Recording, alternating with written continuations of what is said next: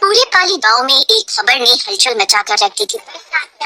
किसी को यकीन नहीं हो रहा था कि सदियों से गांव के जिस नियम को तोड़ने की किसी ने हिम्मत नहीं दिखाई थी, उसे एक बंजारन ने चुनौती दी थी।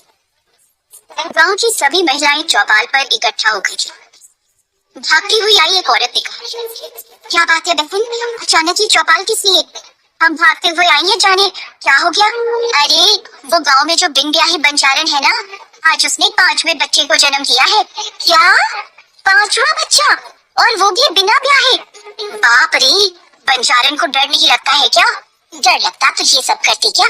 मुंह में घूंघट दबाए चलती तो बड़ा मटक मटक की है। ना जाने गांव के किस मर्द को अपने जाल में फंसा के ये सब कर रही है। पूरे गांव में बंजारन के 5वें बच्चे का शोर था। सब उस आदमी के बारे में जानने के लिए बेताब थी जिसके साथ बंजारन का संबंध होगा।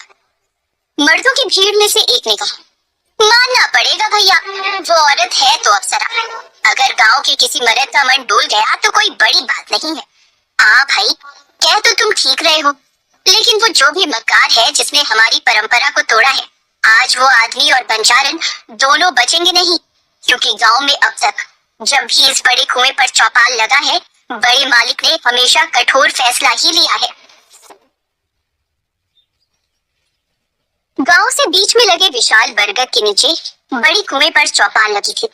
गांव का बच्चा बच्चा इकट्ठा हुआ था, क्योंकि आज गांव का उसूल और परंपरा दांव पर लगी थी। तभी पाली गांव का सरपंच ठाकुर सज्जन सिंह चौपाल की ऊंची कुर्सी पर आकर बैठ गया।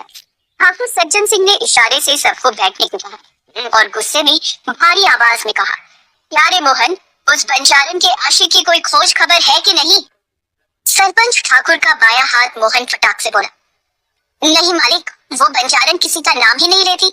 तो जाओ और उसे घसीटते हुए यहाँ लेकर आओ, और हम आखिरी बार पूछेंगे कि किसके साथ उसने मुंह काला कर इन बच्चों को जना है।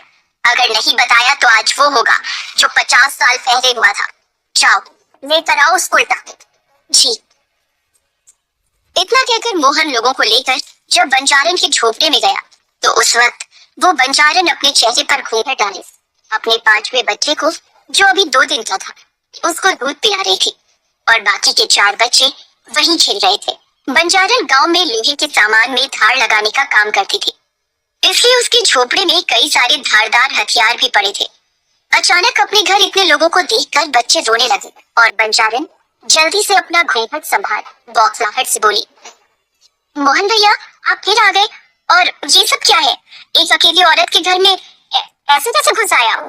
मोहन हंसते हुए बोला, अच्छा, बहुत सारे नहीं, इसको एक बार में एक ही मर्द चाहिए मुंह काला करने के लिए।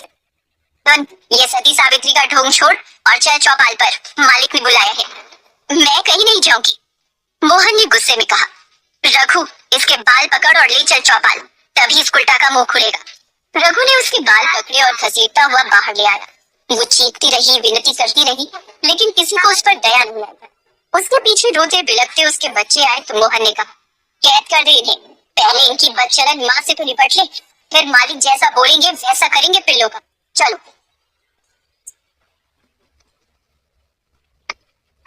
चौपाल पहुंचते ही रघु और मोहन ने बंजारन को ठाकुर के आगे पटक दिया। ठाकुर को बंजारन का आधा चेहरा ही दिख रहा था, और आधे चेहरे में हमेशा की तरह उसने घूंघट डाल रखा था। ठाकुर ने उसके माथे पर अपनी छड़ी टिकाते हुए कहा, तो तू नहीं बताएगी उस आदमी का नाम? देख, मैं आखिरी बार पूछ रहा हूँ, हमारे एहसान का मान नहीं रखा तूने। हमने तुझ पर दया करके तुझे आसरा दिया, और तू हमारे गांव के मर्दों पर डोरी डाल रही है। बंजारन किसी तरह उठकर बैठती हुई बोली, मालिक, मैं आपके एहसान की कर्जदार हूँ, इसीलिए आपसे झूठ नहीं बोल रही। मैंने किसी पर डोरे नहीं डाले। तो जानती है हमारी पाली परंपरा के बारे में, अगर कोई विवाहित या अविवाहित मर्द किसी स्त्री के साथ अवैध संबंध बनाए तो उसे और उस औरत दोनों को मृत्यु दंड दिया जाता है। लेकिन उससे पहले इस घोर पाप के लिए उसे निर्वस्त्र पूरे गांव में घुमाया जाता है, फिर निर्वस्त्र इसी कुएं में जल समाधि दे दी जाती है, और तब तक पत्थर मारा जाता है जब तक उसकी मौत नहीं हो जाती। इसलिए बोल रहा हूँ, जो भी बात है बता दे। तू हमारी गांव की नहीं है तो हम तुझे न्याय देंगे और असली गुनहगार को सजा देंगे, और तुझे तेरे बच्चों सहित जाने देंगे। बंजारन ने हाथ जोड़कर नाम गर्दन हिलाई तो ठाकुर गुस्से में बोला, इसका मतलब तू कहीं और से पाप लेकर आती है और यहाँ पैदा कर रही है, ताकि हमारी हमारे गांव की पवित्रता नष्ट हो और इसका एक ही दंड है। सज्जन सिंह के ऐसा बोलते ही बंजारे की आंखों में खौफ दिखने लगा। वो गिड़गिड़ाती हुई बोली, नहीं नहीं, ऐसा मत करो, ये अनर्थ मत करो, मेरी बात पर विश्वास करो। ठाकुर अपने आदमियों से बोला, रघु, हरिया, मोहन, पहले इसके नाखून को उखाड़ो, फिर इसके बाल काट लो और किसी बरगद के पेड़ में लटका दो।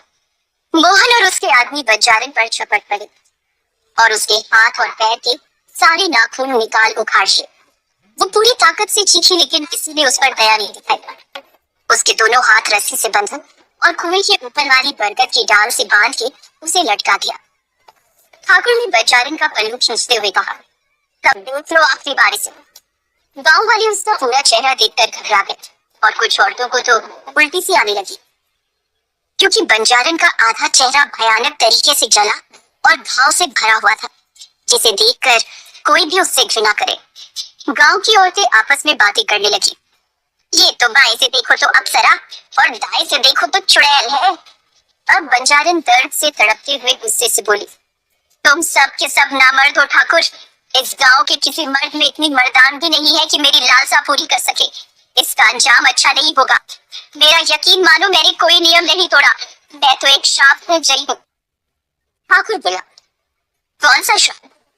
दर्द से करा रही बंजारन ने कहा, सालों पहले मुझे एक सिद्ध पुरुष ने श्राप दिया था कि जो दर्द मैंने एक पिता के रूप में उन्हें दिया था, वही दर्द मुझे माँ बनकर भोगना होगा, और जो मैंने उनके बच्चे के साथ किया था, वही मुझे अपनी कोख से पैदा किए हुए बच्चे के साथ करना होगा, वो भी एक नहीं 11 बच्चों के साथ। तभी जाकर इस मानव रूपी संसार से मुक्ति मिलेगी। और इतना ही नहीं, उन्होंने मेरा आधा चेहरा इतना बदसूरत बना दिया कि इस चेहरे के कारण कामुक से कामुक आदमी भी मेरी तरफ कभी आकर्षित नहीं होगा। इतने भयानक श्राप से मैं बहुत डर गई। मैंने उनसे विनती की, उनके सामने भीख मांगी कि महाराज मुझे इस भयानक श्राप का तोड़ तो बताएं। इतना कहते कहते बंजारन की सांसें फूल गईं। पूरा गांव बंजारन की बात हैरानी से सुन रहा था। ठाकुर ने पूछा, तो क्या उपाय बताया? उसने फिर से एक लंबी सांस खींची और बोली, उन्होंने कहा मुझे पाली गांव जाना होगा, लेकिन आगे उन्होंने ये भी बताया कि इस गांव में कुंवारी औरतों के मर्दों के साथ शारीरिक संबंध बनाने की सजा उनके श्राप से भी भयानक है, और ये सब मेरी एक गलती की वजह से हुआ था, नहीं तो ऐसा कठोर श्राप मुझे कभी नहीं मिलता। ठाकुर ने आश्चर्य के साथ पूछा, कौन सी गलती? मुझसे ये मत पूछो ठाकुर, मैं ये नहीं बता सकती। ठाकुर ने चीखते हुए कहा, तो ये बता बच्चे कैसे पैदा किए? अकेले पैदा किए हैं, बिना किसी मर्द को छुए। ये सुनते ही गांव वाले हंसने लगे। सज्जन सिंह गरजते हुए बोला, अब तो शंका की कोई वजह ही नहीं है। इसे लगता है इसके इस आधे जले हुए चेहरे को देख हमें इस पर दया आएगी और ये इसका फायदा उठाते हुए किसी सिद्ध पुरुष के नाम की कहानी सुना के हमें बहकानेगी। अरे बनाओ इसकी चल समाधि। समाधि समाधि सब समाधि चिल्लाने लगे और बंजारन की आवाज उस भीड़ में दब सी गई और सज्जन सिंह के लोग उस पेड़ से लटक रहे बंजारन के कपड़े खींचने लगे। इस खींचातानी में उसके कपड़े जगह जगह से फट गए। ठाकुर गांव वालों को देखता हुआ बोला, जो भी पाली गांव का उसूल और नियम भूल गया हो वो अच्छी तरह से देख ले, उसका यही हाल होगा। सबने मिलकर बंजारन की साड़ी फाड़ डाली थी। अब दर्द से करा रही बंजारन के बदन पर ब्लाउज और पेटीकोट था। हाथ में मशाल लिए ठाकुर ने एक ही झटके में उसका ब्लाउज फाड़ा तो उसके पीठ पर बने निशान को देख उसकी आंखें फटी की फटी रह गई। उसने आज से पहले इस निशान के बारे में सिर्फ सुना था, कभी उसे अपनी आंखों से देखा नहीं था। उसे यकीन नहीं हो रहा था ऐसा निशान वास्तव में हो सकता है। उसने उसकी पीठ की तरफ मशाल बढ़ाई और ध्यान से देखा। अब उसे यकीन हो गया, ये वही निशान था। ये इसके शरीर पर कैसे? क्या हुआ मालिक, कौन से निशान की बात कर रहे हैं आप? ठाकुर के इशारे पर मोहन गौर से देखते हुए बोला, ये गुदना जैसा लगता है मालिक, लेकिन कुछ अलग है। आज से पहले कभी नहीं देखा ऐसा। क्या है ये? मोहन के सवाल पर ठाकुर उसे चुप करता हुआ बोला, चुप कर मूर्ख, तू नहीं जानता इसके बारे में। एक काम कर, पहले इसके शरीर का वो निशान आग से जला दे, फिर इसे जल्दी से कुएं में फेंक। मोहन ने तुरंत हाथ में पकड़ी मशाल बंजारन के पीठ में बनी उस निशान पर लगा दी और दर्द के मारे बंजारन चीख पड़ी। उसकी चीख इतनी तेज थी कि किसी का भी दिल दहल जाए। बंजारन ललकारते हुए बोली, ठाकुर, तूने सोई हुई शेरनी को जगाया है। अब देखना तेरे इस हरी गांव में ये शेरनी कैसे नरसंहार करती है और ये गांव जन्मों जन्मों तक इसकी सजा भुगतेगा। पीठ का निशान जलाने के बाद मोहन ने रस्सी में भी आग लगा दी और एक भयानक चीख के साथ वो उस कुएं में गिर गई। लेकिन ये तो उसकी सजा की शुरुआत थी। गांव वालों ने उस कुएं में गिरी बंजारन को पत्थर मारना शुरू कर दिया और हर पत्थर लगने के साथ कर्कश चीख सुनाई दे रही थी। काफी देर बाद जब उसकी चीखें सुनाई देना बंद हो गई, तब सब समझ गए वो अब मर गई। ठाकुर और मोहन तुरंत भागते हुए बंजारन की झोपड़ी गए, उसके बच्चों के पास। जब वहां सब पहुंचे तो सब हैरान रह गए, क्योंकि सब के सब बच्चे गायब थे। 25 साल बाद पाली गांव में कुछ लोग उसी कुएं के पास खड़े थे, जिसमें एक नीली आंख वाला लड़का छलावा, जो इसी गांव का रहने वाला था। वो कहता है, ये वही कुआं है जिसके बारे में आपने लोगों के मुंह से सुना है। छलावा ने जब ये बात कही तो उसके बगल में खड़े ध्रुव, विक्की और अनन्या को यकीन ही नहीं हो रहा था कि जिस बात को कहानी मानकर वो लोग यहाँ आए थे, वो महज कहानी नहीं बल्कि सच है। विक्की का पुश्तैनी घर इसी गांव में था, इसलिए वो विक्की के कॉलेज फ्रेंड ध्रुव और अनन्या विक्की से अक्सर इस गांव के बारे में और उसकी कहानियों के बारे में सुनते रहते थे। ध्रुव ने उत्साहित होते हुए कहा, क्या तुम सच कह रहे हो छलावा? मेरा मतलब है सच में उस औरत को जिंदा जल समाधि दे दी गई? छलावा मुस्कुराता हुआ बोला, और नहीं तो क्या, आप शहरी लोग इन सब बातों को हल्के में लेते हैं, लेकिन जब सच्चाई से सामना होता है ना, तब पता चलता है। ध्रुव के मन में कई सवाल चल रहे थे। उसने पूछा, शायद वो उसके नाखून क्यों निकाल लिए थे? छलावा ने कहा, कहते हैं अगर जिंदा इंसान के शरीर से अगर मरने से पहले नाखून और बाल निकाल लिए जाए तो उसकी आत्मा चाह कर भी कभी भटकती नहीं है, वो पूरी तरह से शांत हो जाती है। विक्की ने हैरानी से पूछा, उसे तो श्राप मिला था ना कि उसे मोक्ष नहीं मिलेगा, फिर क्या हुआ? छलावा ने मुस्कुराते हुए कहा, बस इतना समझ लो बाबू, तांडव हुआ था, तांडव। ध्रुव ने पूछा, और उसके बच्चों का क्या हुआ? ये राज आज भी राज है, किसी को नहीं पता। अनन्या उस कुएं के चारों तरफ देख रही थी। उस कुएं के चारों तरफ काफी पेड़ पौधे उगाए थे। कुएं से लगकर खड़ा हुआ विशाल बरगद का पेड़ डूबते सूरज की रोशनी में चमक रहा था। उस कुएं के ऊपर एक बहुत भारी सा लकड़ी का ढक्कन रखा गया था, जो शायद पुराने होने की वजह से कहीं कहीं से टूटने लगा था, और उसके बीच में दरारें थी। ये पूरा स्थान बहुत रहस्यमयी और डरावना था। तभी अनन्या की नजर कुएं के पिछले हिस्से पर पड़ी और उसके कदम खुद ब खुद उस तरफ बढ़ गए। छलावा ने जब देखा कि अनन्या कुएं के पिछले हिस्से की तरफ बढ़ रही है, तो उसने उसे रोकते हुए कहा, रुको, कहाँ जा रही हो? लेकिन अनन्या ने उसकी बातों पर ध्यान नहीं दिया। अनन्या के पीछे पीछे ध्रुव और विक्की भी उस तरफ बढ़ गए और छलावा उन तीनों को रोकने के लिए उनके पीछे भागा। तब तक अनन्या, विक्की और ध्रुव कुएं के पीछे बरगद के पेड़ वाले हिस्से में पहुंच चुके थे, जहां उन्होंने देखा कुएं के पिछले हिस्से में हर जगह एक गोल सा निशान बना था, जिसके अंदर स्टार जैसी आकृति थी और बीच में संस्कृत में कुछ अजीब से शब्द लिखे हुए थे। ये आकृति बरगद के पेड़ के चारों हिस्सों में बनी हुई थी। अनन्या ने हैरानी से कुएं और बरगद पर बने निशान की तरफ देखते हुए कहा, ये क्या है? कहीं ये वही निशान तो नहीं जो उस बंजारन की पीठ पर बने थे? छलावा ने उन्हें समझाते हुए कहा, अरे मैडम, वो निशान तो अलग था, ये निशान तो वशीकरण के हैं। वशीकरण? सबने एक साथ पूछा, ये वशीकरण क्या होता है? छलावा ने उन्हें समझाते हुए कहा, ये वशीकरण वाला निशान तब बनाया जाता है जब हमें किसी आत्मा का वशीकरण करना होता है। मतलब? आत्मा का नाम सुन अनन्या अब थोड़ा थोड़ा डरने लगी थी, इसलिए वो ध्रुव के बिल्कुल पास जाकर खड़ी हो गई।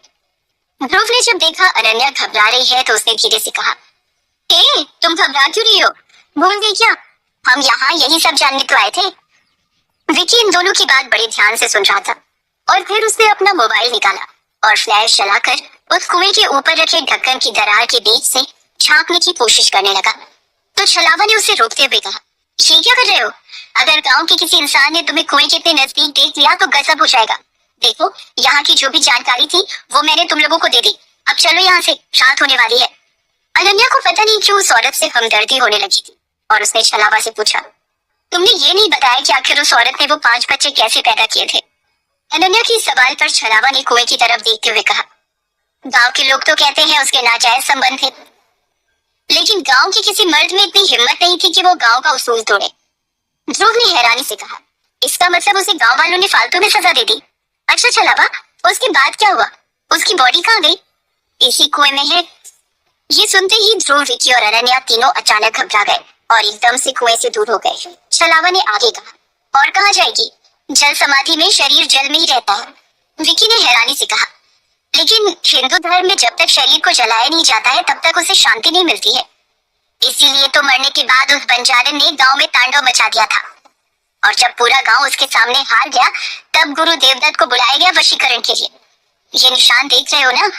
छलावा ने कुएं और बरगद पर बने निशान की तरफ इशारा करते हुए कहा। ध्रुव ने पूछा, ये वशीकरण कहाँ किया गया? हमें दिखाओ ना वो जगह, इसके बाद चलते हैं विक्की के घर।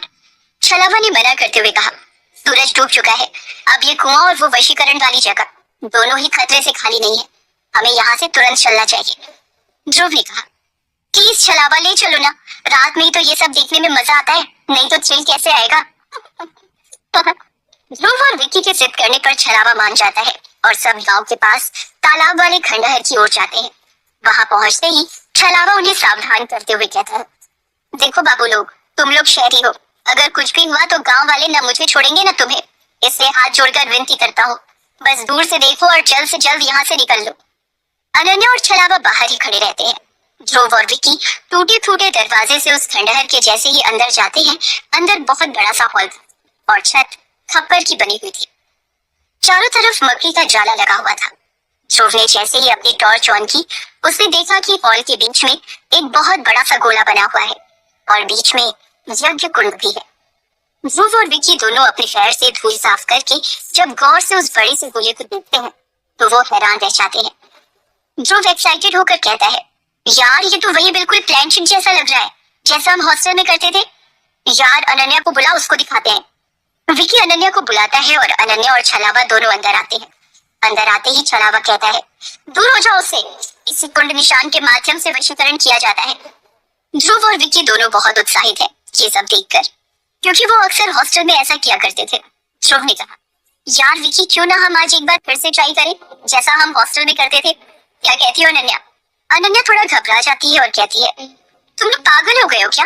हम बस यहाँ ये सारी चीजें देखने आए थे, हमें इनके साथ कुछ करना नहीं है, प्लीज चलो यहाँ से। ध्रुव ने कहा, अनन्या, हम लोग ये सब पहले भी हॉस्टल में कर चुके हैं ना, तब हम लोग मजाक में करते थे, आज एक बार रियल में करके देखते हैं क्या वाकई में ये सच होता है या फिर कहीं सुनाई पाते हैं। विक्की भी बहुत एक्साइटेड होता है, लेकिन अनन्या और छलावा दोनों को मना करते हैं। छलावा कहता है, अरे होशियारी बाबू, ये कोई हंसी खेल की चीज नहीं है, ये वशीकरण है, वशीकरण। ये सब करके आत्मा को वश में किया जाता है और महागुरु देवदत्त ने यहीं पर वशीकरण करके उस बंजारन की आत्मा को कैद किया था और उसके प्रकोप से गांव को मुक्ति दिलाई थी। लेकिन बंजारन भी कमजोर नहीं थी, अंत में उसने महागुरु देवदत्त को मार दिया था। इसलिए हाथ जोड़कर विनती है कि छलावा अपनी बात पूरी कर पाता उससे पहले ध्रुव ने कहा, अरे क्या यार छलावा, कौन सा हमें सच में करना आता ही है, हम तो बस कॉलेज की पुरानी यादों को ताजा करना चाहते हैं, कौन सा हमारे बुलाने से आत्मा आ ही जाएगी। अनन्या ने घबराते हुए कहा, और अगर उस बंजारन की आत्मा आ गई तब क्या करोगे?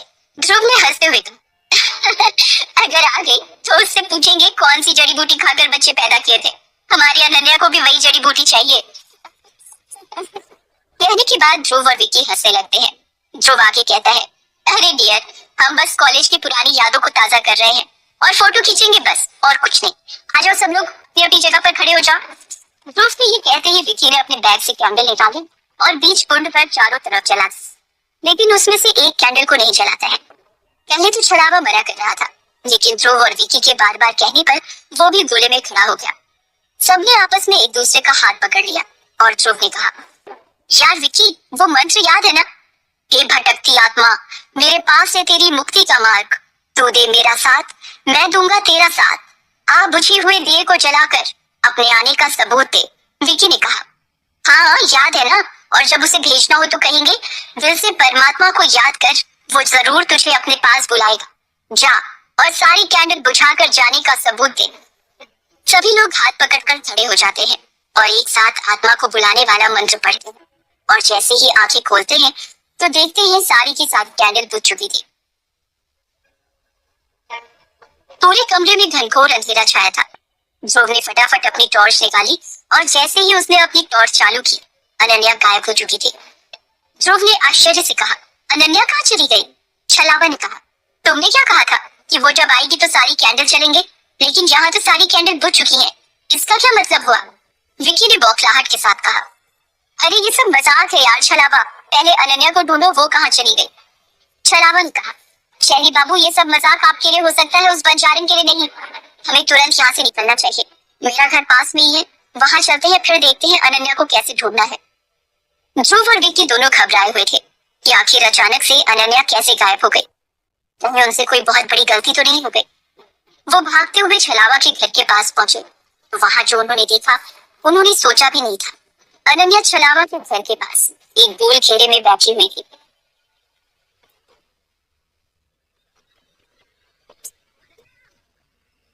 मजाक मजाक में किए गए वशीकरण के इस खेल की बात है।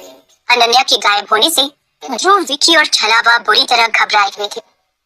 रात का समय था और गांव के इस माहौल में सभी घबराए हुए थे। अगर इसके बारे में गांव वालों को कुछ पता चल गया तो बात बहुत बढ़ जाएगी, इसलिए अनन्या को ढूंढना ज्यादा जरूरी था। तीनों आसपास ढूंढते हुए जा रहे थे तो छलावा ने कहा, बाबूजी मेरा घर पास में है, आप लोग अपना सामान वहां रख दो, फिर हम ढूंढते हैं। अगर इतने सामान के साथ गांव वालों ने देख लिया तो बहुत से सवाल पूछेंगे।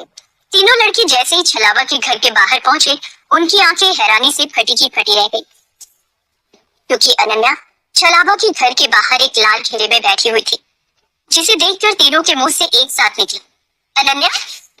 छलावा ने जल्दी से पूछा, अनन्या तुम यहाँ कैसे आई? लेकिन अनन्या ने कोई जवाब नहीं दिया, बल्कि सर झुकाए बस बैठी रही। विकी धीरे धीरे अनन्या की तरफ बढ़ता हुआ बोला, अनन्या बोलो ना तुम यहाँ कैसे आई? पता भी हम तुम्हारे लिए कितने परेशान थे। लेकिन अब भी अनन्या खामोशी रही, जैसे उसे कुछ सुनाई ही न दे रहा। विकी ने जबरदस्ती हंसते हुए कहा, यार अनन्या अब बस भी कर, मुझे पता है तू हमें परेशान कर रही है, लेकिन ये बता तूने ये लाल किला कैसे बनाया और तुझे कैसे पता चला कि हम तुझे ढूंढते हुए यहाँ आएंगे? इतना कहते कहते विकी अनन्या के कंधे को छू चुका था और जैसे ही विकी ने अनन्या को छुआ, अनन्या ने उसका हाथ हटाया और विकी को घूर कर देखने लगी। अनन्या को इस तरह घूरता देख एक पल को तो विकी भी सहम गया, लेकिन फिर वो मजाक करते हुए बोला, यार बस कर, अब तू डरा रही है, ये देख मैं डर गया। लेकिन अनन्या सिर्फ विकी को घूरती रही और फिर जैसे ही उसकी नजर ध्रुव पर पड़ी, वो बेहोश होकर वहीं गिर गई। छलावा ने हैरानी से ध्रुव की तरफ देखते हुए कहा, बाबूजी मुझे तो कुछ गड़बड़ लग रही है, इन्हें क्या हो गया अचानक? वैसे मुझे तो यही समझ नहीं आ रहा ये यहाँ तक आई कैसे? ध्रुव उसकी बात पर ध्यान न देते हुए जल्दी से अनन्या के पास गया और उसका सर उठाकर अपनी गोद में रखते हुए उसने कहा, कि तुम लोग क्या बातें कर रहे हो? यहाँ कैसे आई, क्यों आई, वो सब बाद में देखा जाएगा, मुझे इसकी हालत ठीक नहीं लग रही है। छलावा तुम जल्दी से पानी लेकर आओ। छलावा भागता हुआ गया और घर के भीतर से पानी ले आया। ध्रुव अनन्या पर पानी छिड़कने लगा, लेकिन अनन्या होश में नहीं आई। छलावा ने परेशान होकर कहा, अरे बाबूजी इन्हें क्या हो गया, होश क्यों नहीं आ रहा? देखा मैंने कहा था ना मत जाओ उस जगह, पर तुम लोगों ने मेरी एक नहीं मानी। अब देखो। छलावा की ये बातें सुनकर ध्रुव ने उसे डांटते हुए कहा, बस करो यार, कब से तुम्हारी ये कहानी सुन रहे हैं, इसका मतलब ये नहीं कि तुम बकवास किए नहीं चाहो। कुछ नहीं हुआ इसे, डर से बीपी हाई या लो हो गया है। अगर तुम्हारे गांव में कोई डॉक्टर है तो उसे बुलाओ, हम अनन्या को लेकर विकी के घर जाते हैं। ध्रुव ने अनन्या को अपनी गोद में उठाया और चल पड़ा और विकी उसके पीछे चलने लगा। छलावा कुछ देर वहीं खड़ा रहा, उसके मन में कई सवाल चल रहे थे। कभी वो उस लाल घेरे को देखता जिसमें अनन्या बैठी थी, कभी जाते हुए ध्रुव को। फिर कुछ सोचकर वो ध्रुव और विकी के पीछे चल पड़ा। विकी के घर के बाहर जैसे ही ध्रुव की नजर छलावा पर पड़ी, वो हैरानी से बोला, तुम हमारे पीछे क्यों आए हो? तुम्हें तो मैंने डॉक्टर बुलाने कहा था। छलावा ने अनन्या को देखते हुए कहा, मुझे लगा तुम लोगों को मेरी जरूरत पड़ सकती है, इसलिए मैं आ गया। देखो अभी वक्त है, हम इसे लेकर बड़े पुजारी के पास चलते हैं, क्योंकि मुझे लगता है अनन्या का उपाय वही बता सकते हैं। बस करो छलावा, तुमसे जितना कहा है उतना करो और जाकर डॉक्टर को बुलाओ। इस बार ध्रुव की आवाज बहुत तेज थी, जिससे एक बार को विक्की भी घबरा गया। ध्रुव अपनी बात कहकर अंदर जा चुका था और विक्की छलावा के साथ बाहर ही खड़ा था। छलावा विक्की से बोला, तुम लोग समझते क्यों नहीं? हम गांव के लोग बेशक कम पढ़े लिखे और कम आधुनिक हैं, लेकिन जो गांव का चलन है वो तो मानना ही पड़ेगा। गांव वालों ने सभी को उस जगह पर जाने से मना किया है और अगर उन्हें पता चला तो। विकी छलावा के कंधे पर हाथ रखता हुआ बोला, यार देख मैं तेरी बात समझता हूँ, लेकिन ध्रुव अनन्या से बहुत प्यार करता है और वो इन सब बातों को नहीं मानता है। इसलिए एक बार आज तू उसकी बात मान ले, अगर ठीक नहीं हुआ तो फिर हम तेरी बात मान लेंगे, और क्या, कल तू जहां बोलेगा हम चलेंगे। विकी की बात सुनने के बाद छलावा वहां से चला गया और विकी भी अंदर आ गया। थोड़ी देर बाद छलावा एक गांव के वैद्य को ले आया, जिसे देखकर ध्रुव ने छलावा से धीरे से कहा, ये किसे ले आए तुम? मैंने अच्छे डॉक्टर को लाने के लिए कहा था और तुम इस झूला साहब को ले आए। ध्रुव की बात पर छलावा उसे चुप कराता हुआ बोला, धीरे बोलो, ये कोई मामूली वैद्य नहीं है, ये बहुत प्रसिद्ध है। आसपास के कई गांव में इनका ही इलाज चलता है। कुछ देर बाद वैद्य जी ने अनन्या की कलाई पकड़ी और अचंभित होकर बोले, संभव, नामुमकिन, ये नहीं हो सकता। ध्रुव ने बौखलाहट के साथ पूछा, क्या हुआ? वैद्य जी ने अनन्या की तरफ देखते हुए कहा, ऐसा लगता है इसकी धड़कन लगातार चल रही है, मतलब जैसे मैं दो हृदय की धड़कन एक साथ सुन रहा हूँ। ऐसा मैंने पहली बार देखा। छलावा ने कहा, तो अब? वैद्य जी ने कहा, इस बिटिया की बेहोशी समझ नहीं आ रही, लेकिन अपने अनुमान से कुछ दवाई दे रहा हूँ, अब सुबह तक इंतजार करो। वैद्य के जाने के बाद विकी और ध्रुव अनन्या के बिस्तर के बगल में बैठे बैठे सो गए और छलावा नीचे बैठा रहा। आधी रात को ध्रुव की नींद किसी आवाज से खुली। आंखें मलता हुआ ध्रुव उठ बैठा और लालटेन की हल्की रोशनी से भरे उस कमरे में देखने की कोशिश करने लगा कि ये आवाज क्या है। तभी उसने देखा अनन्या अपने बिस्तर पर नहीं थी। ध्रुव एक जगह से उठ बैठा और चारों तरफ देखने लगा। उसने देखा अनन्या कमरे के कोने में रखी कुर्सी पर टेबल के सामने बैठी थी और कुछ कर रही थी। ध्रुव को हैरानी हुई कि अचानक ये होश में कैसे है और कर क्या रही है।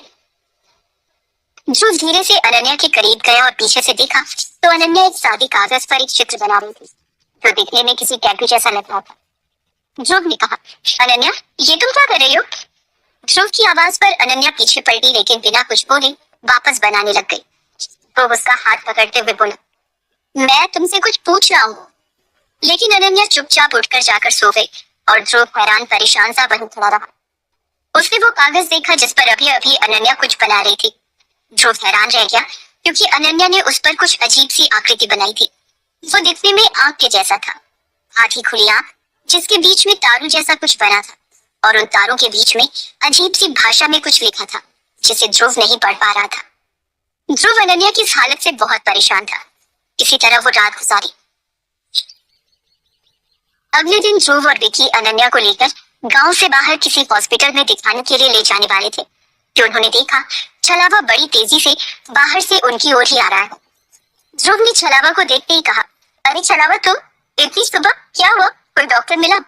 छलावा ने इनकार करते हुए कहा, नहीं, कोई डॉक्टर नहीं मिला, बल्कि मैं तो यहाँ तुम लोगों को बड़े मंदिर के पुजारी के पास ले जाने के लिए आया हूँ। छलावा की बात सुनकर ध्रुव गुस्से में बोला, यार फिर वही। छलावा, मुझे इन सब दकियानूसी बातों पर यकीन नहीं है, तो तुम बार बार क्यों वही बातें करते हो? इस बार विकी ने छलावा का साथ देते हुए कहा, यार ध्रुव, हमने वैद्य से तो दिखा लिया है और हमें डॉक्टर के पास तो जाना ही है, तो क्यों ना हम एक बार छलावा की बात भी माने और पुजारी जी से मिले। इसी बहाने मंदिर में दर्शन भी हो जाएंगे। अब ये मत कहना कि तू भगवान को भी नहीं मानता। ध्रुव ने एक नजर अनन्या को देखा जो अभी भी गुमसुम सी खड़ी थी। उसे देखकर ध्रुव ने कहा, ठीक है। उसके बाद ध्रुव, विकी और छलावा अनन्या को लेकर बड़े मंदिर की तरफ निकल गए। वह मंदिर पाली गांव के दक्षिण पहाड़ी पर स्थित एक बहुत पुराना काली माता का मंदिर था। ये चारों मंदिर के प्रांगण में जैसे ही पहुंचे थे कि उन्हें सामने से मंदिर के बड़े पुजारी आते दिख गए। उन्होंने छलावा को देखते ही कहा, छलावा, क्या ये वही लोग हैं जिनके बारे में तुम मुझसे बात करके गए हो? पुजारी जी के ऐसा कहने पर ध्रुव ने हैरानी से छलावा की तरफ देखा और बोला, छलावा, तो क्या सुबह सुबह तुम यहीं आए थे? छलावा ने जवाब दिया, हाँ, वो क्या है, पंडित जी मुझे बहुत मानते हैं। जब भी कोई परेशानी होती है तो मैं इनके ही पास आता हूँ, इसलिए मैं यहाँ आया था। पंडित जी ने कहा, अब तुम समय बर्बाद मत करो, आओ। इतना कहकर वे लोग मंदिर के प्रांगण में चले गए। मंदिर के भीतर आते ही अनन्या के चेहरे पर एक अलग ही सुकून था, जैसे पहले हमेशा रहता था। अनन्या ने बाकी सब की तरह मंदिर में माता को प्रणाम किया और सबके साथ मंदिर के बाहर प्रांगण में बैठ गई। पुजारी ने अनन्या को गौर से देखा और ध्रुव की तरफ देखते हुए पूछा, छलावा ने मुझे सारी बातें बताई थी, कैसे तुम्हारी ये दोस्त बेहोश हो गई और उसके बाद से उसकी क्या स्थिति है। अब तुम लोग मुझे सच सच बताओ, तुम लोग रात में घूमते हुए उस मनहूस जगह या उसके आसपास तो नहीं गए थे?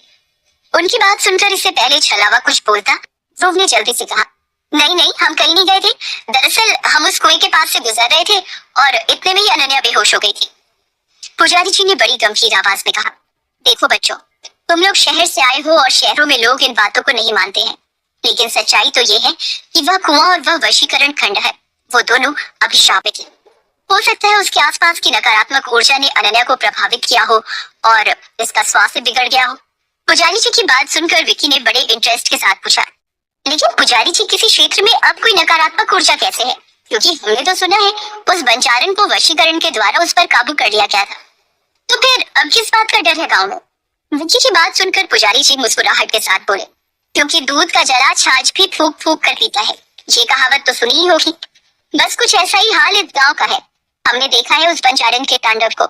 वो बहुत शक्तिशाली आत्मा थी, इतनी कि उसके वशीकरण में मेरे दोस्त देवदत्त की जान चली गई और उसने जाते जाते उसे कैद कर ही दिया।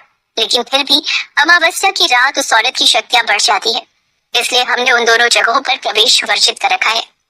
जाने क्यों ध्रुव को इन बातों को सुनकर कुछ अलग सा महसूस हो रहा था, इसलिए उसने बात को आगे जारी रखते हुए कहा, पंडित जी, मैं इन बातों को मानता तो नहीं, लेकिन मन में और जानने की इच्छा है कि आखिर उस वक्त हुआ क्या था कि वशीकरण की नौबत आ गई और गांव में तब कैसा माहौल था।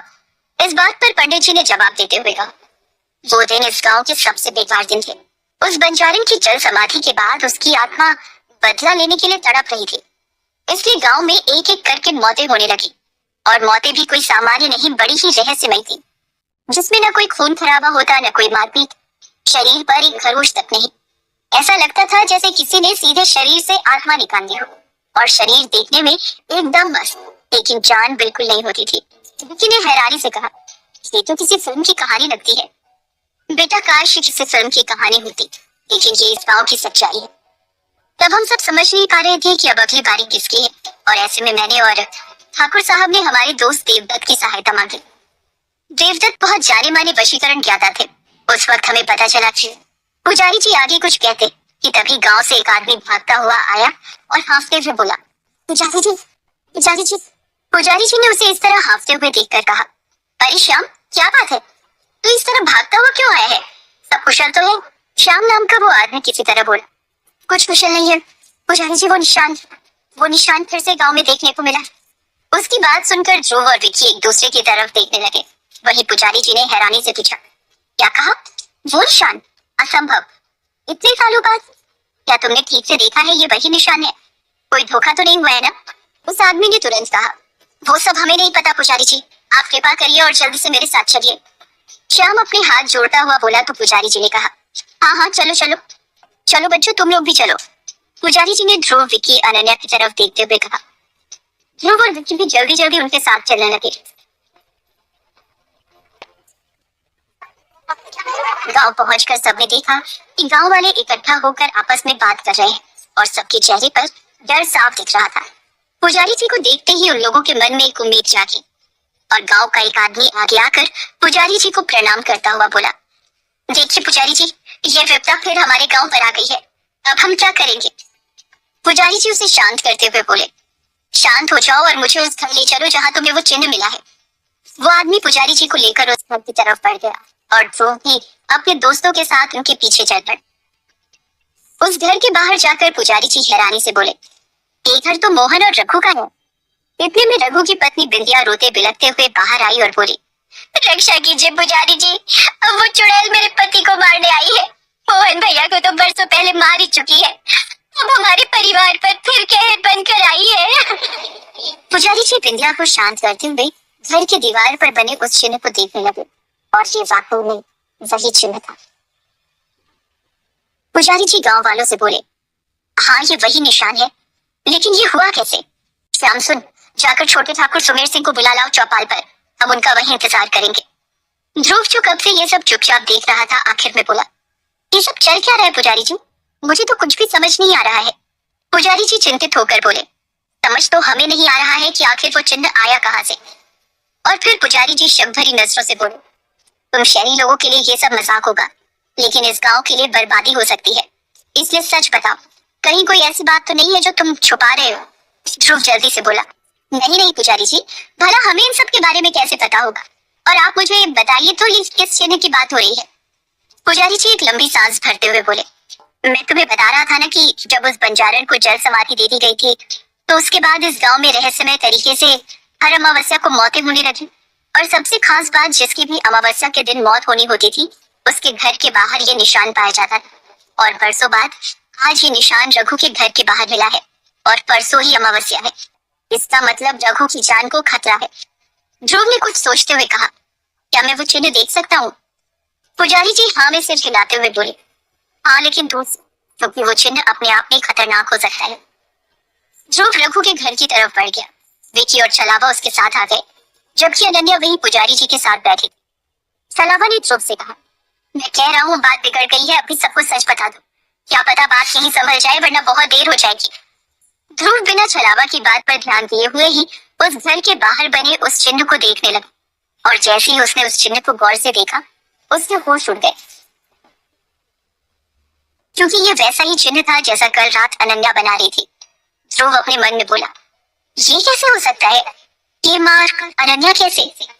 ध्रुव को इस तरह हैरान देख विकी ने पूछा, क्या हुआ ध्रुव, तुम अचानक इतने घबरा क्यों रहे हो?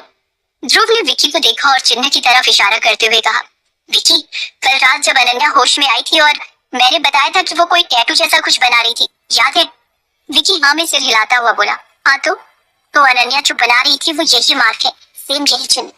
ध्रुव हैरानी से बोला तो विकी के साथ साथ छलावा भी चौंक पड़ा। ये तुम क्या कह रहे हो? छलावा अब काफी डरा हुआ लग रहा था।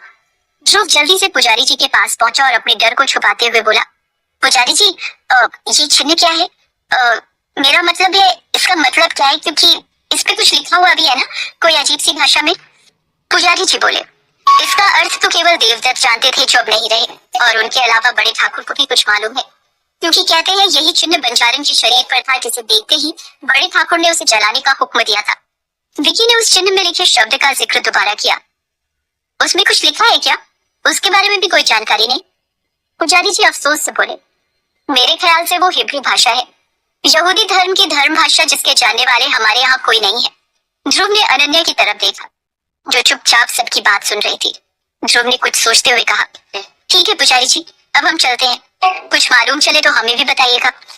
ध्रुव अपने दोस्तों को लेकर वहां से चला गया, लेकिन आधे रास्ते जाकर उसने छलावा से कहा, छलावा, हमें बड़े ठाकुर से मिलना है, क्योंकि एक वही है जिनसे हमें इस चिन्ह का राज मालूम चलेगा।